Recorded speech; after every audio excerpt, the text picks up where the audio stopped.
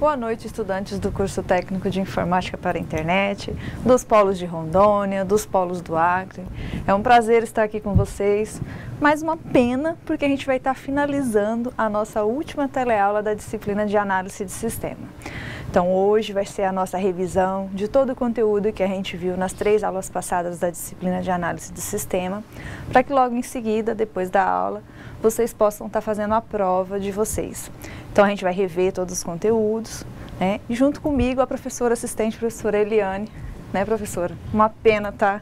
Nossa última teleaula. Pois é, Juliana, boa noite a todos, o pessoal aí de todos os polos, do interior, Ariquemes, de Paraná, Médici, Espigão, São Francisco, Guajará, enfim, a todos vocês aí do interior. Nós vamos encerrando agora o nosso breve curso aqui, mas ainda tem muita tarefa, muita coisa para estudar, né? E que estejam todos preparados para a prova da semana que vem. Esperamos que podemos ter ensinado e compartilhado um pouquinho com eles o que é a modelagem de sistema, né, professora? Isso. Qual a importância dessa disciplina, né? Os passos que eles devem seguir para realizar um projeto e desenvolver um sistema também, que isso é muito importante também, né, para a complementação do curso deles, né? Isso. Então vamos lá ver o conteúdo da aula de hoje? Então o objetivo dessa nossa teleaula de hoje vai ser conhecer a modelagem e o desenvolvimento de sistema. Também reconhecer quais são as principais características dos diagramas da UML. Vocês lembram quais foram os 3 diagramas da UML que a gente viu? Lembram, né? Estão fazendo atividade de percurso e durante a atividade vocês viram. Também identificar os objetivos e as diferenças entre os diagramas da UML. Conhecer todos os passos necessários para que possa se realizar a análise de sistema e a construção do sistema. Então, em seguida, a agenda nessa nossa aula de hoje vai ser a revisão de todo o conteúdo que a gente já viu, que é a revisão geral sobre a teoria de sistema, o que é um sistema, o que vem a ser um sistema num conjunto de modelagem. E a modelagem de sistema também, os conceitos, os princípios, por que modelar, quais os processos que existem no desenvolvimento de sistema, além dos diagramas de caso de uso, né? O que representa o diagrama do caso de uso, por que devemos realizar esse diagrama, qual a importância dele para a modelagem de sistema. Então tudo isso a gente vai ver. E a gente já viu também o diagrama de classe, né? Qual é a sequência que deve ser modelado esse diagrama, qual a importância dele para o projeto de desenvolvimento de sistema, e o diagrama de sequência, o que representa cada um desses diagramas na realização do projeto de desenvolvimento de sistemas. Então, cada um desses diagramas tem um comportamento, uma estrutura que vai ajudar vocês a desenvolverem um software de qualidade. Um software que venha realmente a atender a necessidade do usuário e a resolver o problema a qual se propôs a construir o software. Então, teoria geral de sistema, nosso primeiro item que a gente viu lá na primeira aula. Então, o que vem a ser sistema? Sistema é o conjunto de partes interrelacionadas que interagem para alcançar um objetivo comum. Então, esse é o nosso conceito de sistema. Sistema também é um conjunto de eventos que repetem ciclicamente na realização de tarefas pré-definidas. Então, a gente trabalhou bem esse conceito na primeira aula, sistemas com atividades pré-definidas, como vocês podem observar na imagem que eu tenho aqui, no micro-ondas. O micro-ondas tem funções que estão lá no botões, foram pré-definidas e programadas para a realização dele. Por exemplo, quando vocês vão cozinhar um alimento, ele programou lá uma função que leva 3 minutos para cozinhar um alimento. Então, vocês não vão definir a função, simplesmente clicar, a função foi pré-definida naquele sistema. E com isso a gente tem vários equipamentos, várias funções vocês encontram no micro-ondas. que foram programadas para desenvolver aquela simples função ali que está sendo realizada. Conceito de dado e informação. Dado é qualquer elemento identificado em sua forma bruta. Então, esse dado, ele é uma forma bruta que por si só não conduz a uma compreensão de determinado fato ou situação. É um conceito de Oliveira, 2005.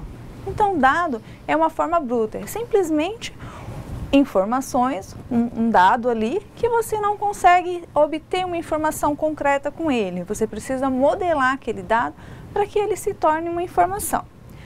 Já a informação é a estrutura significante com a intenção de gerar conhecimento. Então, o dado foi trabalhado com ele e se tornou a informação, que hoje em dia é muito valiosa.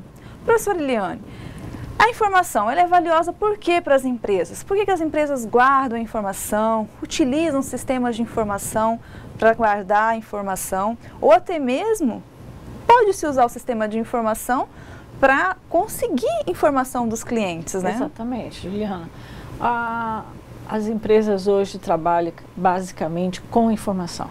A informação hoje é um ponto principal e primordial dentro de uma empresa para tomada de decisões, né?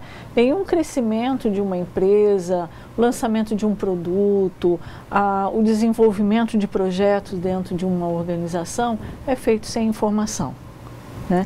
Então, hoje, com o mundo globalizado, a internet, sistemas voltados para a internet, tudo gira em torno da informação. Exatamente. Então, a gente tem sistemas, até mesmo quando a senhora falou, e voltado para a internet, que são sistemas de informação gerencial, que eles estão ali somente captando a informação do que o cliente está buscando no site dele, para que aquela empresa possa ofertar para o cliente. Exatamente. Se ele está buscando oferta, se ele está buscando qualidade, que tipo de produto aquele cliente está lá buscando. Então, esses sistemas de informação que a empresa verificou que ela precisava daquele sistema para que ela pudesse atender a maior número de usuários, de clientes dela, e está, com isso, utilizando a informação do cliente. Exatamente, professora. Então, vamos lá, continuar.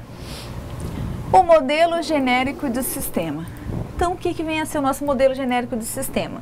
É como são processadas as nossas informações.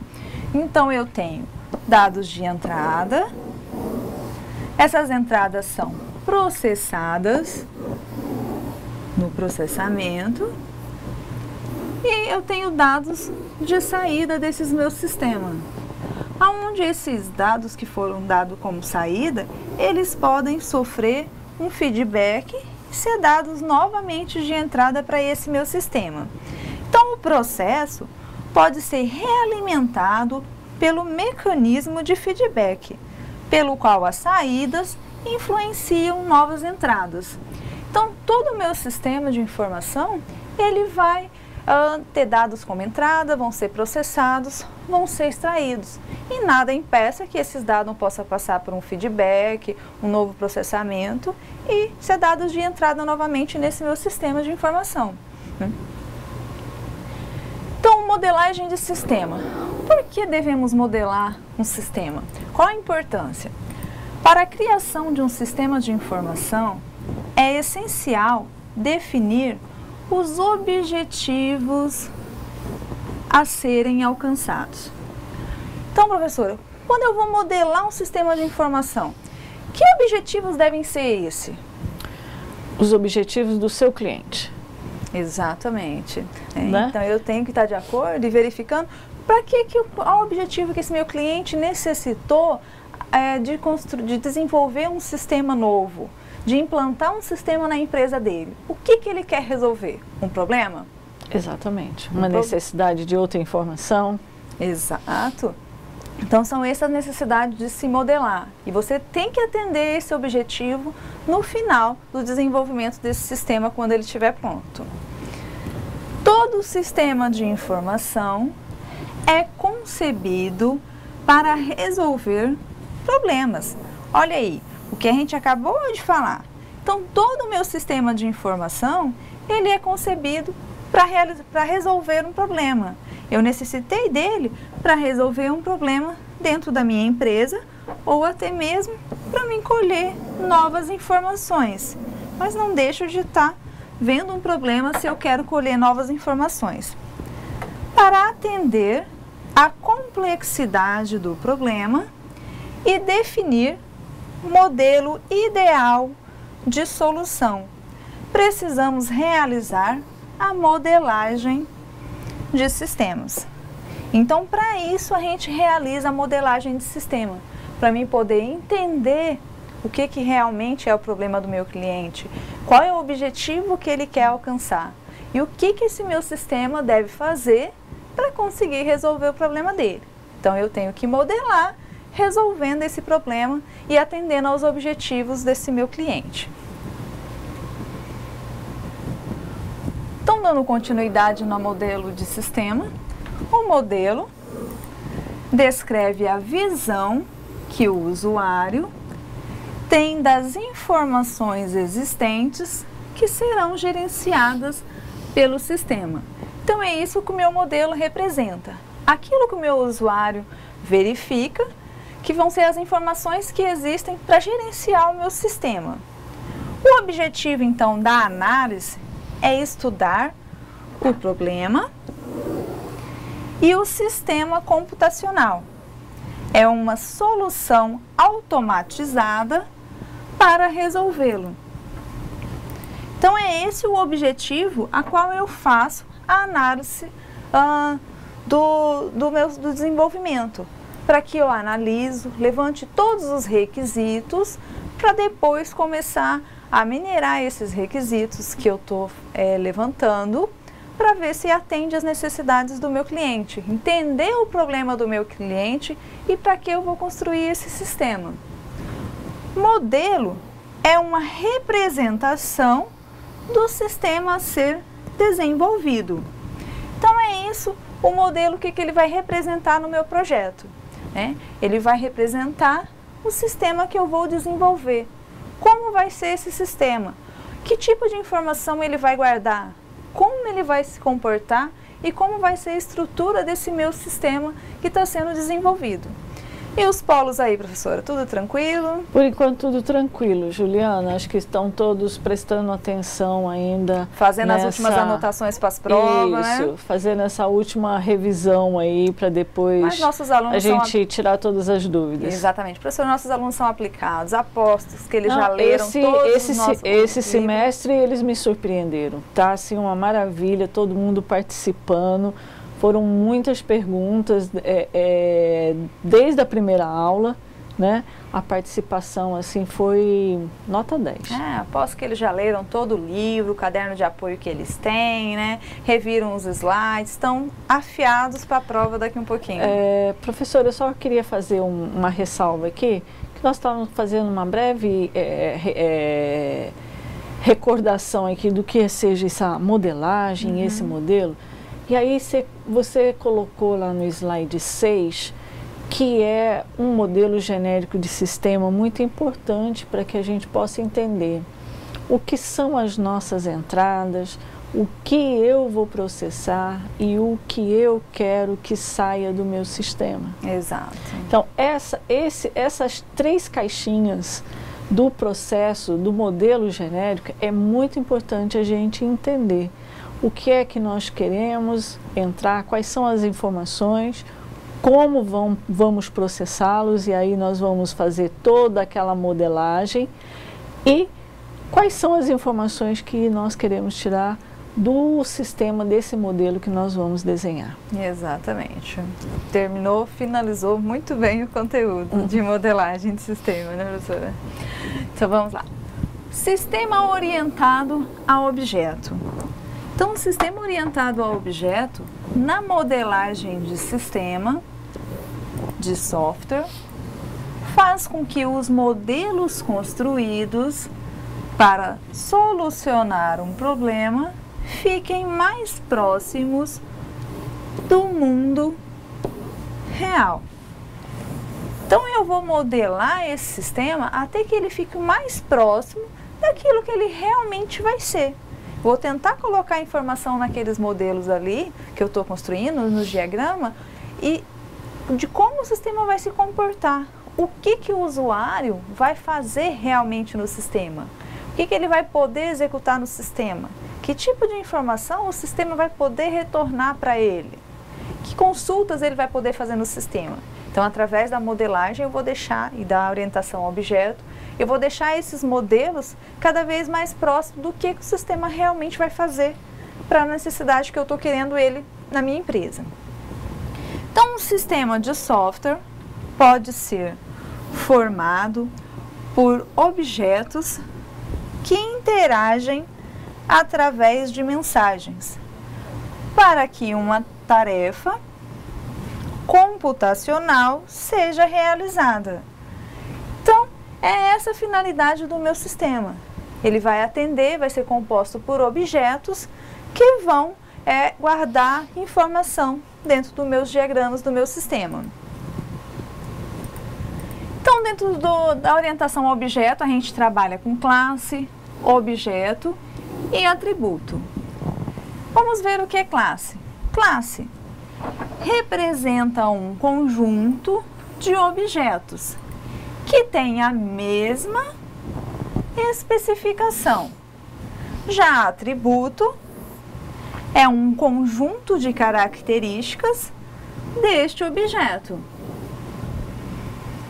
Disse que um objeto é uma instância de uma classe. Então, eu tenho que o meu objeto, ele é a instância da classe. Os atributos vão caracterizar esse meu objeto. Por exemplo, eu tenho um objeto que pode ser cliente. Esse meu objeto possui o quê? Nome, endereço, CPF, RG, telefone. Então, esses atributos vão caracterizar cada um desses meus clientes e ainda o quê? Diferenciar cada um desses meus clientes, fazendo com que eu consiga identificar cada um deles. E esses atributos vão ser o quê? Informações que eu desejo armazenar no meu sistema sobre o meu objeto. Então, eu só vou colocar os atributos a qual é necessário para o meu sistema de informação.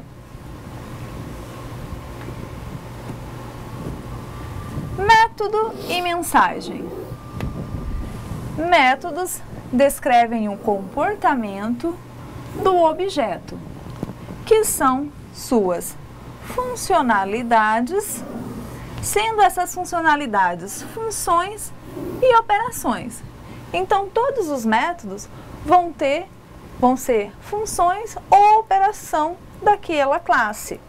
Então, ela pode, por exemplo, a classe cliente, eu vou poder cadastrar um novo cliente, vou poder consultar um novo cliente. São funções e operações que eu vou poder estar realizando com essa classe, certo? Então, os objetos interagem por meio de envio de mensagem. Então, através de mensagem, esses objetos se comunicam um com o outro, ativando e mandando informação para cada um para esses objetos. Objetos enviam mensagens uns aos outros com o objetivo de realizar alguma operação, requisitando serviço no sistema. Então, os objetos interagem um com o outro, mandando mensagem de um objeto para se comunicar, para se ativar um outro objeto, para mandar uma informação para que seja executada uma nova operação, por exemplo. Né, professora? Quer fazer uma ressalva aqui sobre orientação ao objeto, sobre classes, atributos? O que é importante a gente ressaltar também que nós temos que fazer uma representação do nosso mundo real, né? A gente tem que ter um entendimento do problema, da necessidade real e procurar modelar aquele problema de uma maneira em que eu vou levar uma solução onde uma máquina vai representar, vai processar, vai transformar aquelas informações em um controle daquele problema para o mundo real. Então, na verdade, a gente transforma os problemas do mundo real em uma solução do mundo virtual. Exatamente. Né? E fazendo um outro exemplo aqui de método, mensagem, hoje tudo que a gente toca é uma troca de métodos e mensagens. Isso. Né? Eu estou clicando no mouse, eu estou o quê? Mandando uma mensagem de um objeto para outro objeto. Né? Um controle remoto, você está mandando uma mensagem de um objeto para o outro objeto, independente da interface e da funcionalidade em que esse periférico foi desenvolvido. Exatamente. Muito bom exemplo, professora. Então, método em mensagem. Vamos ver um exemplo aqui. Então, eu tenho um exemplo de uma classe impressora. Essa minha classe tem os seguintes atributos: marca, modelo, tipo, ano também. Já ela possui os seguintes métodos: ligar e desligar e imprimir arquivos. Então, esses são a descrição da minha classe. Classe, atributo e o método. Então, aqui eu tenho o objeto relatório cadastro de fornecedor, que manda uma mensagem, imprimir arquivo para o objeto impressora. Então, quando ele manda essa mensagem para a impressora, o que a minha impressora vai fazer? Ela vai imprimir o relatório de cadastro de fornecedor que eu necessito. Eu estou mandando uma mensagem para ela, mas esse método, essa mensagem, foi definido no método da minha impressora, da minha classe. Porque eu preciso executar essa operação, eu preciso realizar essa função. Então, eu tenho que definir tudo aquilo que eu necessito fazer com aquele objeto. Então, essas vão ser as operações. É modelar e pensar como realmente aquilo vai funcionar. Que necessidades eu vou ter de operar aquela classe ali? Então, esses vão ser os métodos da minha classe. Então, vamos ver agora processo de desenvolvimento de software. O processo de desenvolvimento de software são todas as etapas necessárias que eu devo realizar para construir um projeto de software. Então, todas essas etapas importantes, desde a parte de fazer um levantamento de requisitos junto à empresa a qual eu vou desenvolver aquele sistema. Vocês viram na terceira aula um vídeo de como é o processo do desenvolvimento, quais são as etapas, como devem ser feitos, isso daí. Então, toda essa parte de levantamento de requisitos não é somente com uma pessoa na empresa, mas eu tenho que interagir com todas as pessoas que vão usar o sistema realmente, como elas vão interagir com o sistema e operar esse sistema. Então, essas etapas, essas atividades do desenvolvimento de sistema são as seguintes. Primeira, o levantamento de requisitos.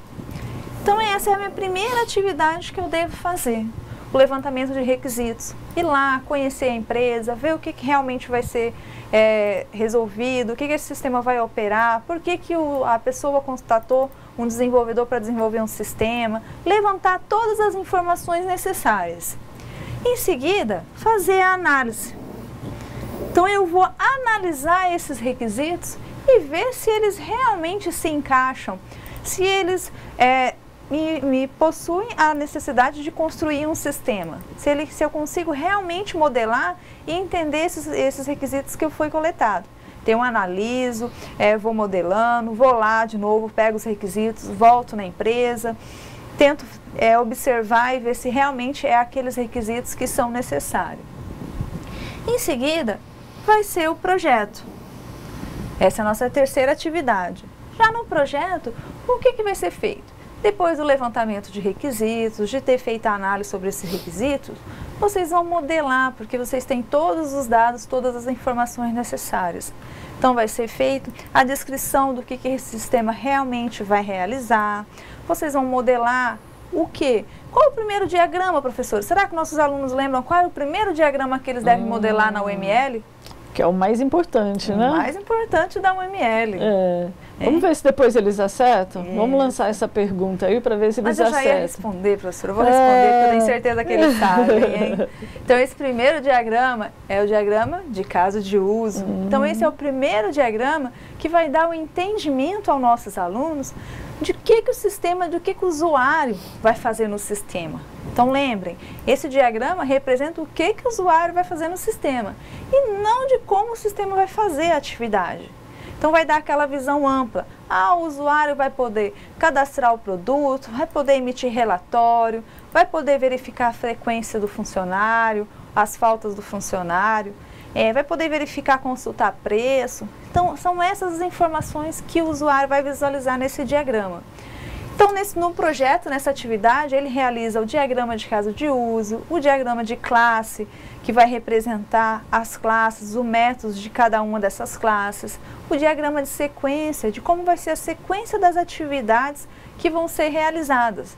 Então, passo a passo, para mim poder cadastrar um produto, qual é a sequência de informação que deve ser realizada?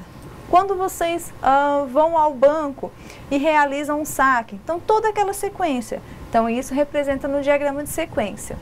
Já a quarta atividade, que é a implementação, ela vai o quê? Vocês vão implementar os diagramas que foram modelados. Eles já vão ser linhas de código. Então, independente da linguagem de programação que vocês escolherem, vocês vão implementar após construir os diagramas, o modelo, modelar realmente o sistema de vocês. Já terem toda uma documentação que é importante, né, professora? Então, só lembrando para os nossos alunos, por que a modelagem, por que a documentação do desenvolvimento de um sistema é importante? Porque nós vamos ter aí uma documentação, um histórico do sistema. Por quê? Quando nós começamos a fazer um levantamento de requisito, depois partimos para análise, e aí entra na fase do projeto, as informações ainda estão muito frescas, né? O assunto ainda está muito próximo do analista, do programador, das pessoas envolvidas, dos usuários. E essa documentação, ela é importante a gente guardar o passo a passo de todas essas fases, porque um sistema ele tem um ciclo de vida, né? E esse ciclo de vida é aquele o slide 6. Eu tenho entrada, eu tenho processos, eu tenho saídas, e essas saídas, elas precisam ser realimentadas, né? Então, num determinado momento desse ciclo de vida do seu sistema, você precisar fazer uma manutenção, você precisar fazer uma correção, você precisar adicionar algum módulo, adicionar alguma outra funcionalidade no seu sistema, ele vai ficar muito mais fácil porque você tem uma documentação. É como você construir uma casa e você tem a sua planta baixa da sua casa, né?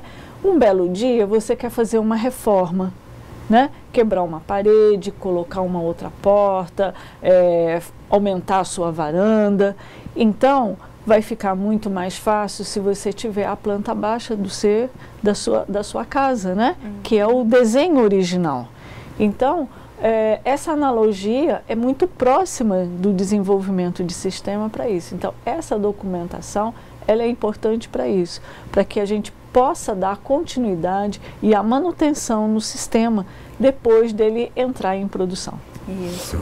E, professor, um exemplo que a gente pode dar também mais claro foi quando as empresas teve que incluir em seus sistemas a emissão de nota fiscal eletrônica. Exatamente. Que foram módulos em muitos sistemas de informação que não tinham. Exatamente. E aí o que muitas empresas tiveram que fazer com isso? Tiveram que mudar o sistema, porque muitos sistemas dessas empresas não tinham como desenvolver um módulo complementar e integrar esse sistema, porque muitos sistemas não tinham documentação. Exatamente. E aí o que se torna mais complicado? A migração de todo o banco de dados para um novo sistema, né, para que possa atender. Então, se você desenvolve um sistema com documentação e com novas regras surgindo, o crescimento da empresa, e você percebe a necessidade de um novo módulo para esse sistema, né? Você tendo a documentação, você consegue modelar um novo sistema e acoplar ao sistema existente da empresa. Essa documentação é importante porque é o seu cartão de visita, é o seu profissionalismo, que quando você entrega um serviço, um sistema desse, você tem que entregar para o seu cliente a documentação. Por quê? Um dia pode ser você que não vá fazer a manutenção ou a evolução, a continuidade desse sistema, né? Então, qualquer um outro profissional da empresa que vá dar uma continuidade nesse projeto ou precise fazer determinadas manutenções, ele vai ter essa documentação como um guia, uma referência de todas as informações, de como elas foram levantadas, como é que elas foram desenhadas e aonde é que o profissional precisa mexer no sistema. Exatamente. Então, só finalizando aqui, né? Então, nossas etapas, que as atividades eram levantamento de requisitos, análise, projeto, implementação e a última etapa, que é o teste. Porque depois eu desenvolvo, levantar os requisitos, fazer a modelagem, implementar esse meu sistema, eu preciso verificar, testar se ele realmente atendeu às necessidades do meu cliente. Se eu realmente conseguir resolver o problema que o cliente tinha com o sistema que eu desenvolvi. Então, essa é a minha última etapa. A UML. Então, a gente viu também, vamos ver, relembrar o que é o UML. O UML quer dizer linguagem de modelagem unificada. O que vem a ser? É uma linguagem que pode ser usada para descrever coisas do mundo real. Através do quê? Através dos diagramas. Então, através dos diagramas, eu consigo representar informações do mundo real. Então, esse é o objetivo da UML. A UML não é uma linguagem de programação. Tenham isso com vocês. Isso é informação importante. Eu já vi muitas questões de concurso com essa questão. Então, ela não é, ela é uma linguagem de modelagem de dados, de informação. O diagrama de caso de uso, que é o primeiro diagrama da UML, que deve ser modelado após a análise de requisitos. É uma técnica de modelagem usada para descrever as funcionalidades do sistema a ser construída. Então, ele descreve as operações que serão executadas para cada um dos usuários. Então, no diagrama de caso de uso, eu apresento o que o usuário vai fazer no sistema. Então, todos os meus usuários que tiverem acesso ao sistema vão estar representados nesse diagrama. Então, por exemplo, um sistema de uma biblioteca. Pode ser um sistema de uma biblioteca via web, do IFRO. Eu tenho lá o usuário, funcionário do IFRO, o professor, o aluno e posso ter um visitante também. Então, esses vão ser pessoas que vão usar o meu sistema da minha biblioteca. O objetivo desse diagrama é levantar informações sobre como o sistema interage com os usuários. Então, eu levanto todas as informações do que meu usuário vai fazer nesse sistema. Então, não como o sistema vai fazer, mas o que o usuário vai fazer. Certo, professora? Certo, Juliana. Então, aqui uma representação do diagrama de caso de uso. A gente tinha lá o professor, e o professor pode fazer o que no meu sistema escolar? Eu representei aqui um único atividade que ele vai fazer no meu sistema. Ele vai cadastrar nota do aluno. Então, isso é uma atividade que o meu ator, professor, está realizando no sistema. Ele está realizando a atividade de cadastrar a nota no sistema. Então, é assim que eu trabalho com o diagrama de caso de uso, do que o usuário vai fazer no sistema. Componentes do caso de uso. Eu tenho o componente o ator, o papel que estimula e solicita ações ou eventos do sistema e recebe reações. Pode participar de vários casos de uso. Então eu tenho que um ator ele pode realizar várias atividades em um sistema. Por exemplo, no exemplo que a gente estava vendo agora atrás, que era do professor cadastrar nota. Que mais funcionalidades o professor pode fazer no sistema? Cadastrar nota, lançar frequência, lançar conteúdo, lançar atividades no ambiente virtual. Então são essas as atividades que um professor pode fazer. E cada uma dessas atividades são representadas como sendo um caso de uso. Que vem a ser o que o caso de uso? Um documento narrativo que descreve a sequência de eventos feitos por um ator no uso do sistema. Então, através do caso de uso, eu represento as atividades que o meu ator vai fazer no sistema. Já o sistema vai ser o sistema que vai ser modelado. Então, que sistema eu estou modelando? Vamos ver a gente no exemplo, que era um sistema escolar, onde o professor realizava as atividades de cadastrar nota. Relacionamento em caso de uso. O relacionamento representa uma interação existente entre sistema e seus componentes com o ambiente externo. Então, esse é o meu relacionamento.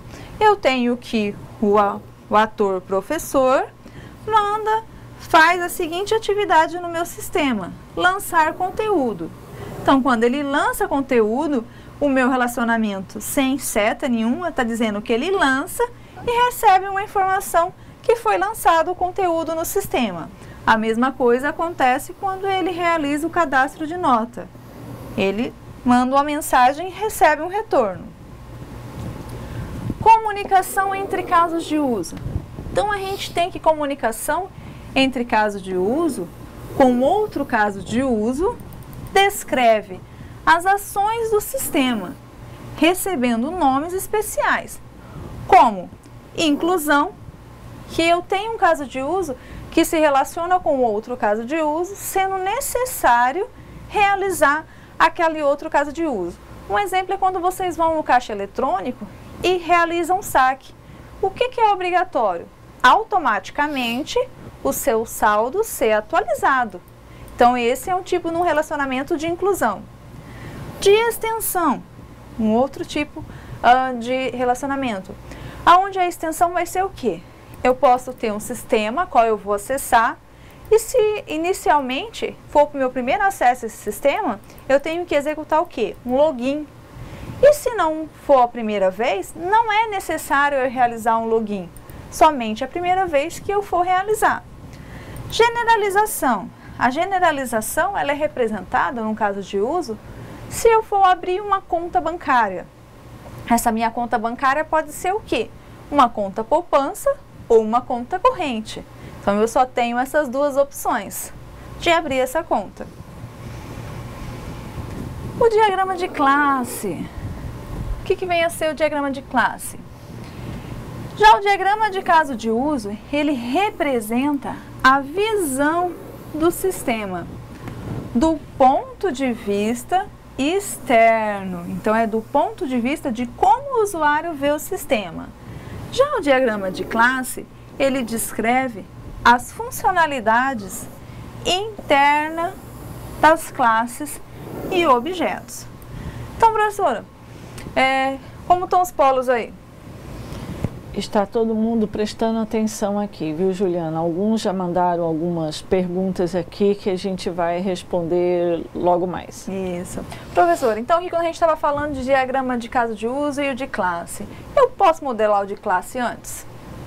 Essa é uma das perguntas que o polo, vou até verificar aqui, Juliana, tem um polo de... não é Ouro Preto, não. Ariquemes.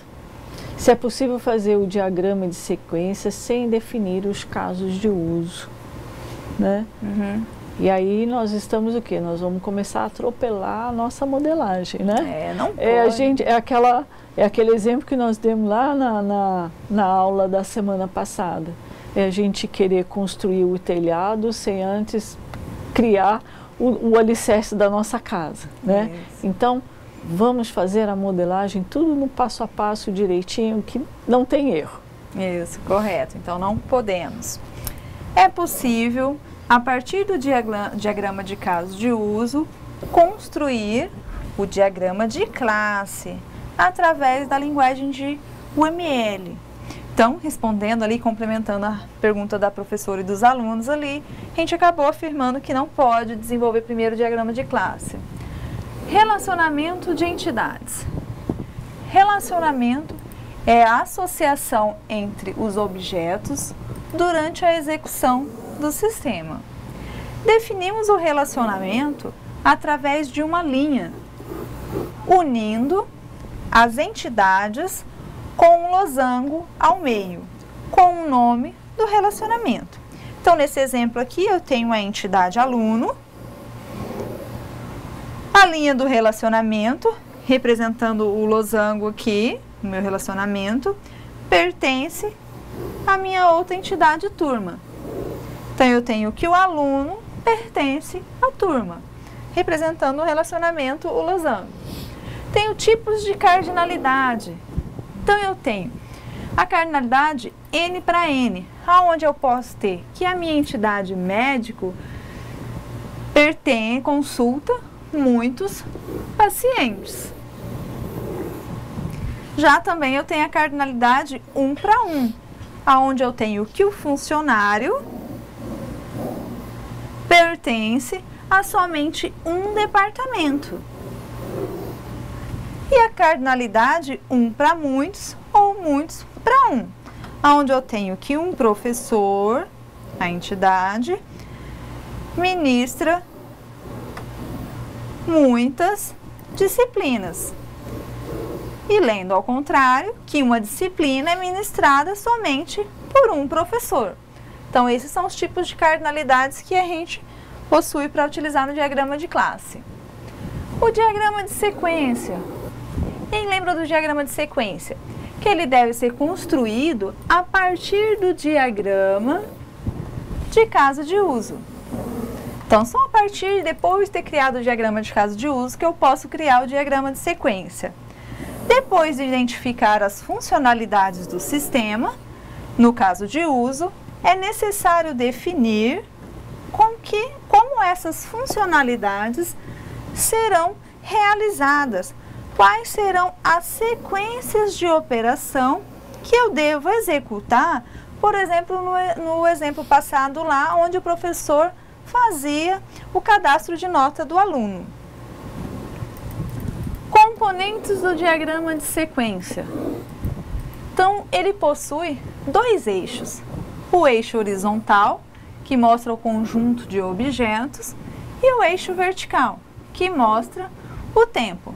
Então, eu tenho aqui os meus objetos e o eixo que mostra o tempo de vida desse meu objeto, de cada um deles.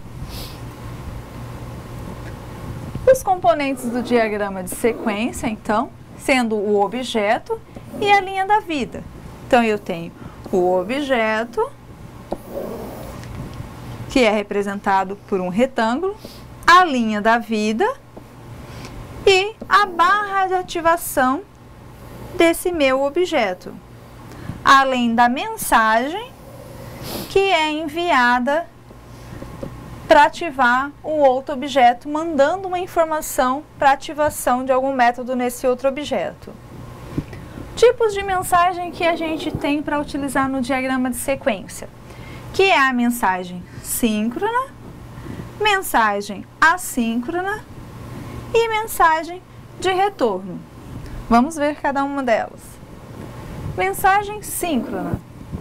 Ela ocorre quando o objeto envia uma mensagem e espera que o objeto receptor processe.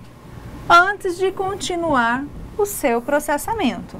Então, ela envia e fica esperando até que o outro objeto execute e receba essa mensagem. A mensagem assíncrona. Ela é usada quando o objeto envia uma mensagem e continua seu processamento e não espera a resposta para prosseguir. Então, ela manda e pode mandar uma nova informação sem que o objeto receba a informação. Ela não espera a execução desse método. Mensagem de retorno, que é a mensagem opcional. Quando utilizada, serve para informar que uma determinada operação foi executada. Então, eu mando a mensagem e recebo uma mensagem que eu realmente consegui executar o login com a página de autorização para acessar a informação. Mensagem reflexiva. O objeto pode enviar a mensagem para si próprio. O objeto pode requisitar a execução de uma operação definida na sua própria classe. Por exemplo, aqui eu solicito nota, o aluno solicita nota do objeto nota. Nota consulta no seu próprio banco a nota e retorna na mensagem a nota disponível ao aluno. Exemplificando então o caso de uso. No meu ambiente virtual, no AVA de vocês, onde eu tenho que o ator aluno realiza a atividade de realizar o login, no caso de uso.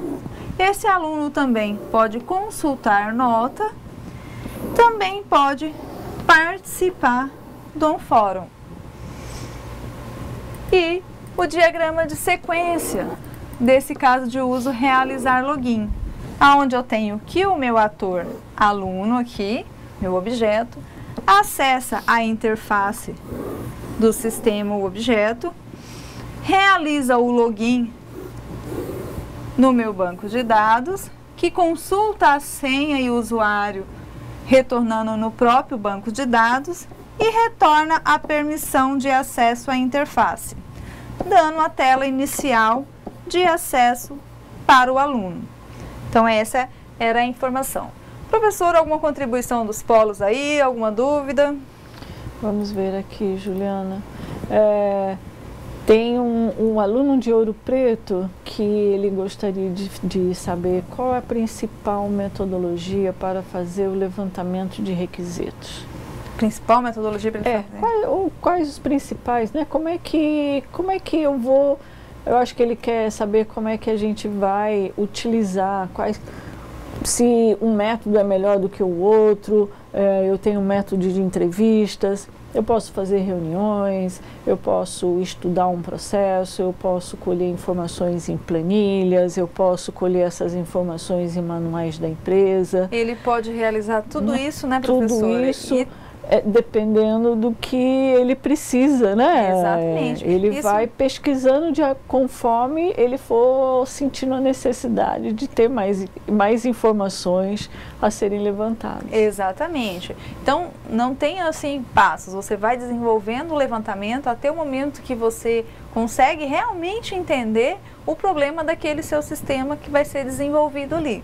Então, é isso o processo da análise. Você usa várias técnicas e vai levantando os seus requisitos conforme a necessidade do seu cliente e a sua de modelar o sistema também. Então, só dizer para os nossos alunos que hoje eles têm a nova avaliação da disciplina de análise de sistema.